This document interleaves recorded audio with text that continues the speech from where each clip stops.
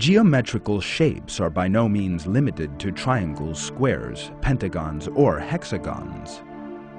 These shapes can also come together in various ways and produce new three-dimensional geometrical ones. The cube and the pyramid are the first examples that can be cited.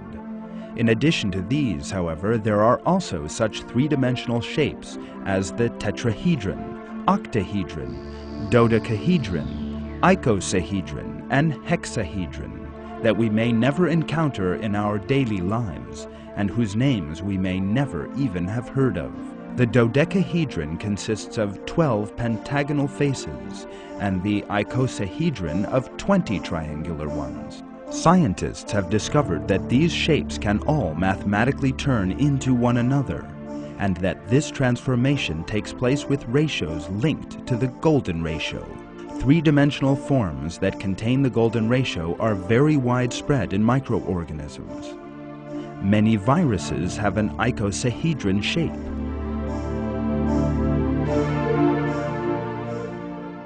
The best known of these is the adenovirus. The protein sheath of the adenovirus consists of 252 protein subunits, all regularly set out.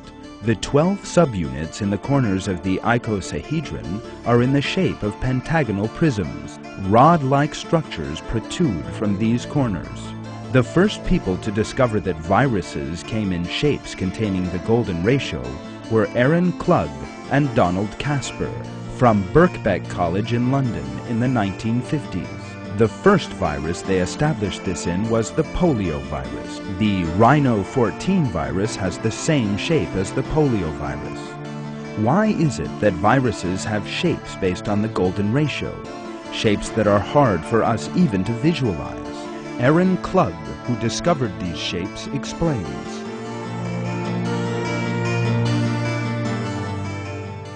My colleague Donald Casper and I showed that the design of these viruses could be explained in terms of a generalization of icosahedral symmetry that allows identical units to be related to each other in a quasi-equivalent way, with a small measure of internal flexibility.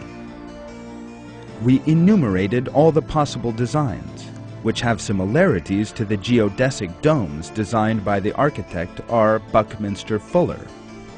However, whereas Fuller's domes have to be assembled following a fairly elaborate code, the design of the virus shell allows it to build itself. Klug's description once again reveals a manifest truth.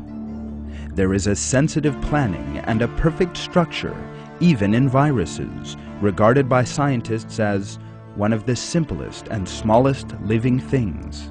This structure is a great deal more successful than and superior to those of Buckminster Fuller, one of the world's most eminent architects.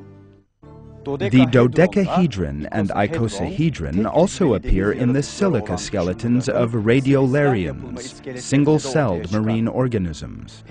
Structures based on these two geometric shapes, like the regular dodecahedron with feet-like structures protruding from each corner, and the various formations on their surfaces, make up the varying beautiful bodies of the radiolarian.